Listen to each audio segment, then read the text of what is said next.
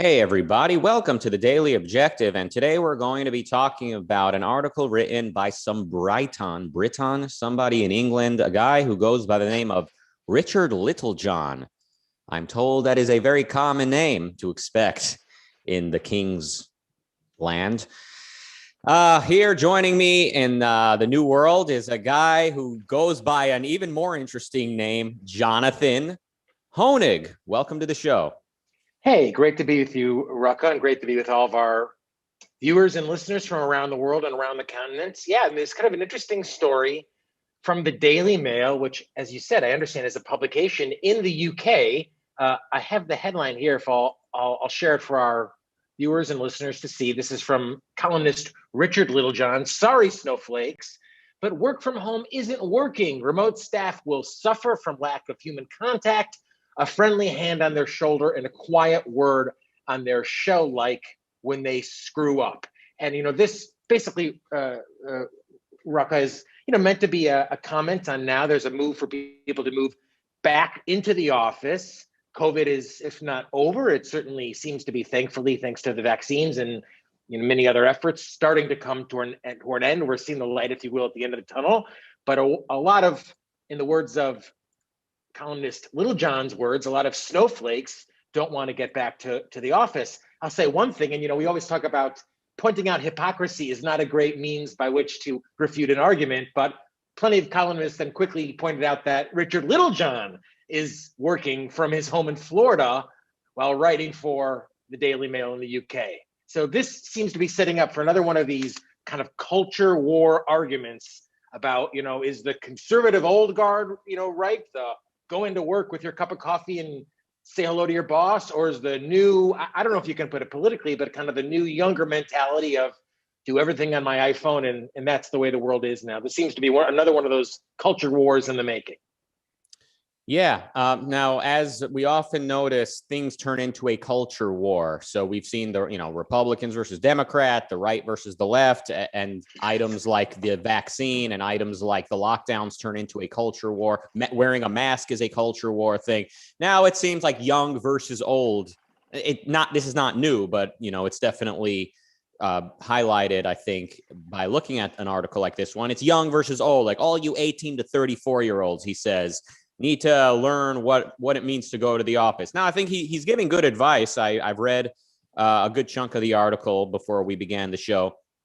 He's talking about how he learned things in the office, in the workplace, and in the pub. That's what they call a bar. After work, schmoozing a little bit with the boss. I'm sure schmoozing clients is a whole science. Obviously, as a finance guy, you understand that there's something you can a bond you can form with people in person that you can't quite do over Zoom the same way. But putting your work aside, just generally, there's something young people need to learn by walking into that office, by being afraid on their first day, by approaching the boss, deciding is now the right time to approach the boss, getting yelled at by the boss. And there's other things that don't involve the boss. What to do when there's somebody in the office you find attractive. I don't know. There's a million different lessons you learn when you go to work. But young people are not learning it, largely by no fault of their own because of this pandemic and the lockdowns. But now the question is it time to get out there and live? Well, and first of all, thank you to Robert for his contribution. We really are inviting them. We need them. We're welcoming them. You're being generous, hopefully this time of year, and you're showing support for the ideas, the causes that you value. And people always think, oh, well, I have to support a non-for-profit. Like, I think you should support the either ideas that you value or those who are valuing the ideas that you value and spreading the ideas that you value. And that's what we're part of doing, with the Daily Objective. Obviously, it's not only just creating a community, but bringing hopefully some objectivism and some objectivist ideas into some of these values that we talk about, and these ideas that we're talking about, day after day. And you're raising, Ruck, I think, a lot of interesting ideas, about learning things on the job. And Rand talks a lot about the nature of work. And I think implicit in all of Littlejohn's, is it really someone's name, as you said, Littlejohn? Like the rapper. I thought it was isn't it something from Peter Pan or something? Anyway. Well, there's a rapper, Little John, but he's named after the guy from Robin Hood, Little John. Well, that's it. I'm thinking, all right. Well, anyway, The point is implicit, I think, in the columnist screed here is that work is something like pain. Like work is, hey, you got to get down there and buckle down. It's gonna suck. If you read what Rand talks about work, she says it's not just like going in and I'm paraphrasing here. I'll quote it if I could. Productive work does not mean the unfocused performance of the motions of some job. It means the consciously chosen pursuit of a productive career in any line of rational endeavor, great or modest, on any level of ability. It is not the degree of a man's ability nor the scale of his work that is ethically relevant here, but the fullest and most purposeful use of his mind. So, I'm kind of thinking a little bit like maybe, not maybe, but I think Little John is he's embracing traditionalism, if you will, conservatism, as you will, because the nature of work has changed. I have some stats and graphs to get into there as well, but, Rucka, I just think in terms of, part of what you've done with your work and your entertainment career, you've reached millions, you've interacted with, I don't know, tens and tens of thousands, and you've probably done it all from a studio that is, not on the ABC lot or the MGM lot or whatever, going into work used to be for the entertainment medium. So to me, Little John just sounds like he frankly hasn't gone up with the sharing economy and the technology of the times. That's kind of the other side of this argument. I voiced agreement a little bit with what he was saying. Like these kids need to learn what it means to go to work and to face that challenge and all of that. But the other side of it is Little John a little bit clinging to the past here? Is he am I kind of doing that a little bit by agreeing with him? Like, a lot of millennials and Zoomers basically took selfies, and that was their version of going to the office. And, maybe this lockdown and the quarantine was basically just accelerating a process that was already happening. Maybe working from home with the technology you have is the way of the present and future. And then we'll need to find other ways to get our social muscles hardened, if that's the metaphor I'm looking for. Mary Aline says that she retired in January of 2020, and she's glad she missed work from home. And it's so interesting, Rucka, some countries like Portugal now are starting to institute, so this isn't going away. Portugal is now instituting a law that basically fines your boss if he emails you after work hours. So, whatever happens with COVID, this notion of how do we deal with, work from home. And, as I kind of thought back and, scratched my head a little bit, I thought just like, as they say, people don't know history. And I was looking back at just some of the history of, now look, I believe in what Rand said, that, work should be a passion. Work should be something that you love. Work should be something that you find fulfilling more than just money, or even primarily even more than just money. But just look at work over time. In the 1800s, this is from the US Department of Interior, the 60-hour work week was a norm. What we consider to be a tough work week, I worked 40 hours, boo hoo hoo. And this is where I put a little bit of your, think about how terrible life was even when you worked in manufacturing in the 1800s. You were working 60 hours a week. This is US Department of Interior from the 1830s almost until the end of that century. You were working 60 hours a week. You were doing it in darkness. You were doing it in, so when you just think about anyone kind of complaining about, frankly, today's work, that you have to sit there with a computer or whatever it is. It makes, I don't want to say real work, but it makes old school work look completely, it looks almost of two different worlds. I remember when Donald Trump was running for president the first time, and you were on Neil Cavuto's show, a guy who, as much as we like, I think occasionally, in this case, he was showing us why he needed your help to understand something. So he was maybe a little bit playing devil's advocate, maybe a little bit. He was saying, like, should the market be allowed to basically destroy all these truck driving jobs, or basically, like, if capitalism is destroying all these jobs, should the government just stand by? He was asking you, and you said, as I recall, you said respectfully, if people like Donald Trump were in charge from the start of America, we would still be on the farm. There would be laws against industrialization. These were important moments. These influenced me, and it helped me it helped me pass the message on along to these Zoomers that have never seen the inside of an office. They need to know these things. So there is definitely the argument to be made that technology, along with just a changing state of things, bringing about a time and place where we need to be working from home.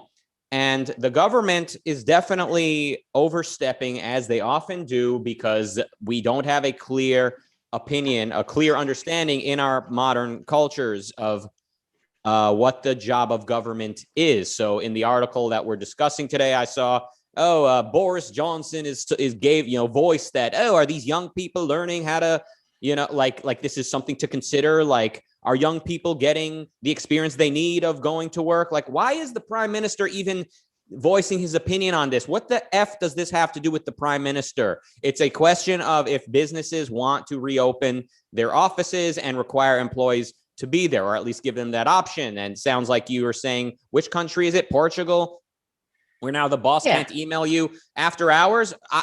A lot of us would be heavily handicapped by not getting emails after certain hours. I have been able to accomplish great things by having a 24-hour emailing cycle. And in any case, it's none of the government's business who emails whom. It's a contract between the employer and employee of how their interaction is going to work. Yeah, I mean, and unfortunately, thank you, Mark, very much, who points at that. Little John is a retired port actor. Okay, no, good. I'm glad we're discussing the heavy topics here today. Thank you, Robert, who is encouraging others to show him and Mary Elaine up too for supporting some of these ideas here. I mean, I think, Rucka, I go back to this idea of Bastiat, the economist, certainly not a objectivist to my knowledge, but just the interesting thing about economics is that there's always what we see and then there's what we don't see. I mean, who could have imagined, literally even 20 years ago, the whole gig economy, the whole idea that you could have a job. I mean, Uber still is it's amazing to me. Like, you can have a job that you can work at whenever you want. You pick your own hours. You go home whenever you want. You, in effect, make as much money as you want. You have no, I mean, it's these are amazing innovations that only technology can afford, that only the free market, that only man's mind, and only government can get in the middle of. I mean, I'm sure you remember. I mean, think about how hard Uber and Lyft had to fight even just to get into towns. So you were saying, I was saying, oh, Trump wants to keep the farming jobs. Most people want to keep the taxi jobs, right? I mean, even people who support Uber say, well, we really needed to have some tax. We can't. So, I put what anyone is, bitching about work and bitching about, oh, we need government to help us out, to fix the market, to fix. Now, I'll share one more statistic, and this one really threw me, but I think it's really illustrative of the importance, especially now, of valuing freedom and valuing, when we say freedom, we mean the freedom of man's mind. Look at, when we talk about, this is again from that study, the work week in the US versus the USSR in the 60s versus the early 80s. Now, this is the only data that I could find. But, over just that 15-year period of time, in America, they were already working 4 or 5 hours less a week. In the USSR, they were working 10 hours more a week. Household work in the US was put down. It just, life improved dramatically in just that short span of years in an environment where man was free to work. So look, Richard Littlejohn, he's a columnist. It's kind of like pundits on TV. They're just there to fill up the space in between the commercials. So every day he's got to be outraged about something. But I would just say hands off, Littlejohn, and hands off. Let employers work with these smart young people to find a way that works for them. I'll just say this, having lived through a few recessions, when times get tight, all your little plans about wanting to, go out the window, because all of a sudden employers are like, no, they tighten their belts and everyone else does too. But give companies the freedom to engage with people, to work with them, to craft new ideas about how to work. That's the future. It's not Richard Littlehouse whining about how in his day he used to tip his top hat to the CEO every morning and how no millennial does that anymore. Yeah. And look, I mean, there's plenty wrong with young people, in my opinion. Maybe I'm kind of a boomer, quote unquote. But yeah, I definitely see a lack of respect by young people. They don't understand what it means to walk into the lion's den, which is what the big company is when you're the mail boy, or you're the intern, or you're the newest hiree. I mean, there is there is definitely some truth, I think, to what's being expressed in this article, but at the same time, first of all, using the word snowflake in current year is what the kids would call cringe at this point. And also, it's like, can we at least agree that Boris Johnson has nothing to do with this discussion? This is not a matter of social engineering and for the government and businesses to decide together. I mean, arguably, somebody could say the government's business is, stopping infected people from going into the office. But at this point, why is the prime minister talking about the social skills that this is affecting? Right. Well, there's a collectivism in all that. Like, what are our children going to do? And that's like straight Melissa Harris Perry, if you remember her. What are we going to do to our children? Thank you, Rat Lover. 10 pounds. We really appreciate that's generous. That's going to help us keeping the lights on for the Christmas. We've got programmings coming to you all through the holidays. Rat Lover says, I believe work should be a passion too. And I agree with Rucka about Trump. I think Biden's better. Who I think someone else other than Trump should be president after Biden. We appreciate that. Thank you, Shadowblade, who points out that Little John was one of Robin Hood's merry men. Mm-hmm. I'm learning a little lot. Mary Aline is keeping us up to date with the Little John origin info.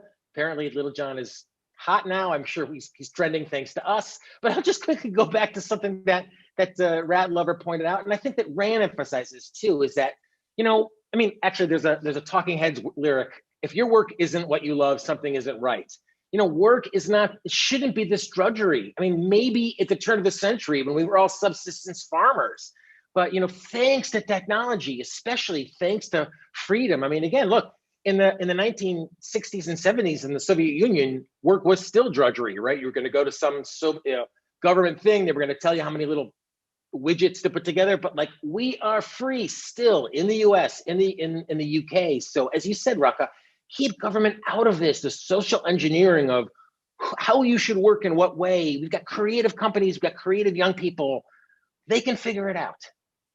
They're going to have to figure it out because this is not the type of thing that, the top elites can impose down on the rest of us. So it's a discussion worth having. Like, what is the effect that this lockdown has had and will have? Just like, what are the effect that masks are having on people, children especially, who are learning to read one another's facial expressions? But even for adults, at a certain point, it's like we're not communicating, like we're not face to face. When I think about going to the doctor, let's say, I'm thinking, like, are we going to be wearing masks and just eager to just end the appointment so we can take the mask off? I mean, just things like that. I mean, there's definitely a discussion to be had about how these various measures are affecting people and how they're going to change and maybe permanently affect our lives. But it's certainly none of the government's business. And certainly there's two sides to an issue like this, because like I mentioned, there's a good argument to be made that the lockdowns accelerated what was already happening, which is that remote work was the way. And it's a money saving and efficient way for people to get, to meet without needing to travel. Yeah, I mean, I can see that. I also remember in the wake of 9/11, people very clearly saying they will never build tall buildings anymore. Things are going to change. And then, 20 years later, and it wasn't even 20, 8 years later, they were building these. Now the thing is like these super tall. So, I'd like to think that, and Ruck, I don't know what the future holds necessarily. Is it going to be more in person? Maybe, that's what's so awesome about innovation. Is like, it's so hard to imagine how is it going to look out. I mean, maybe companies turn like the office space into, I don't know. Like they're going to come up with something incredibly creative if we remain free. I'll share one more piece of content and data. And this is, kind of just lets us know that what a trend we've been on. I mean, we talk about these days, Rucka, how to fill our free time. I mean, look at this. This is the lifetime distribution of your time, how you'll spend your time, work, discretionary, and leisure over a lifetime. In 1880, there basically was no leisure hours, 43,000 hours over a lifetime that you actually had for leisure. By 1995, that was already triple that. And work hours had gone way down, and discretion. So we've been on this just amazing trend towards more leisure, more And maybe there will come a day where we only work 4 days a week, 3 days a week. So I mean, let's not stand in the way of that progress. And people like Little John are, I think, there to remind us oftentimes of a time gone by that puts them at the center of it, right? Like in my day, we did this and we were about. I have a lot of problems with other generations, etc., but their cunning is not one of it. I think they can figure it out. Yes. I mean, you look back at some of the industries that emerged since the Industrial Revolution, like restaurants, musicians, career musicians that are not only performing for a king or for the lords. I mean, somebody could just be traveling and playing music, or just theaters opening up, in New York. A lot of the Jewish immigrants who had spent, countless generations living in squalor. Now, suddenly there's enough abundance and leisure time to open these theaters, to start dancing and singing and inventing comedy in the early 20th century in New York City. It's impossible to contemplate the industries that emerge when technology and capitalism are around. So, yeah, you can't centrally plan these things.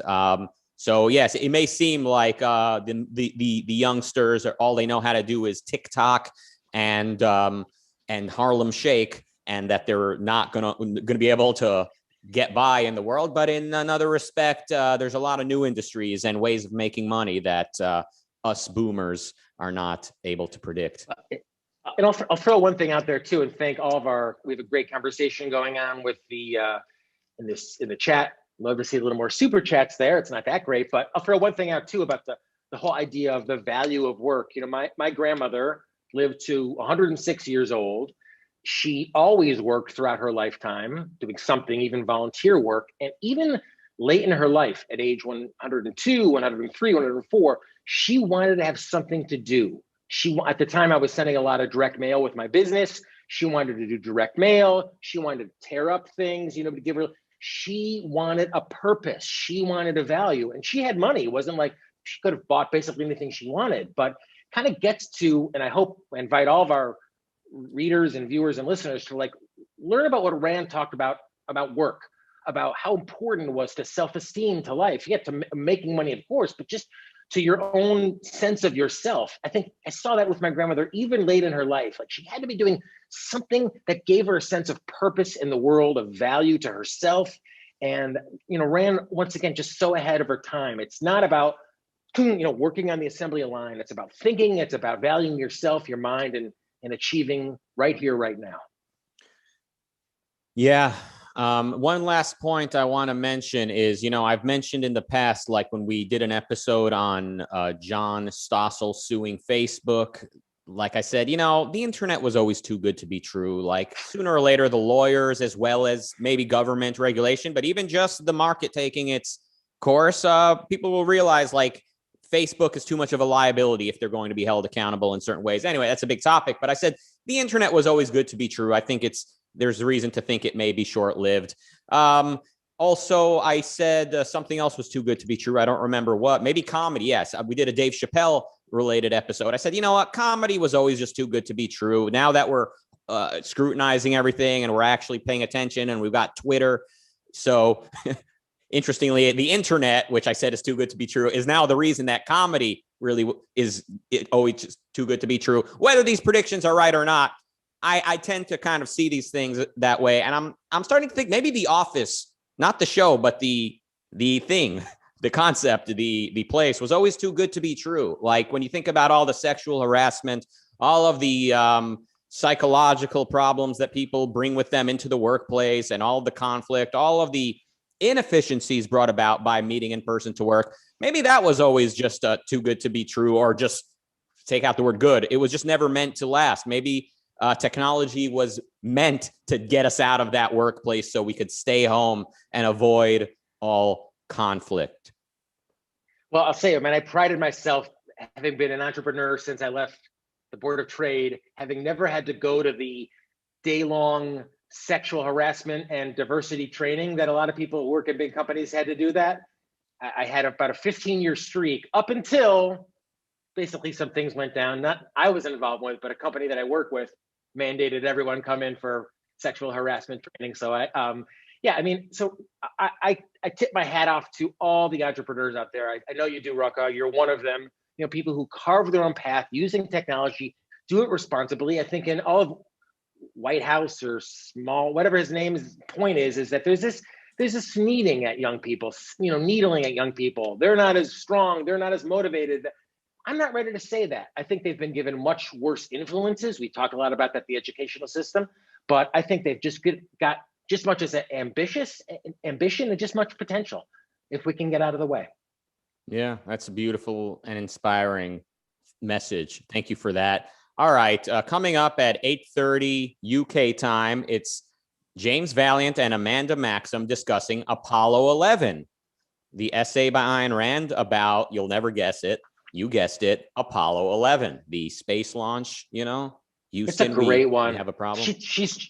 You hear, I think as I remember reading it, like you hear her whole preparations, and it's, especially now with all the private space going up, like I feel like that when I see Elon's rocket or when I saw Shatner go up, I was like, fuck, amazing. I felt so. Read that work and check out to Jim's analysis. Yeah, and like you mentioned, Bastiat said, you see so many things, but there's some things you can't see. And I mean, we cannot see how deep into space we would have been by now, or how many of us would have been to space by now, but for impediments on capitalism, impediments on the market, impediments on liberty. So Jesus Christ, if you're also jealous of Jeff Bezos, why don't you ask for a piece of the pie? By which I mean advocate for capitalism, fight for your rights, your real rights, not your right to someone else's fruits, but the right to your own. That's all for today. Thank you, everybody. Spot on, brother. We're going to jump over to Clubhouse for a few minutes, and that's it. See you back here tomorrow for the Daily Objective, and goodbye.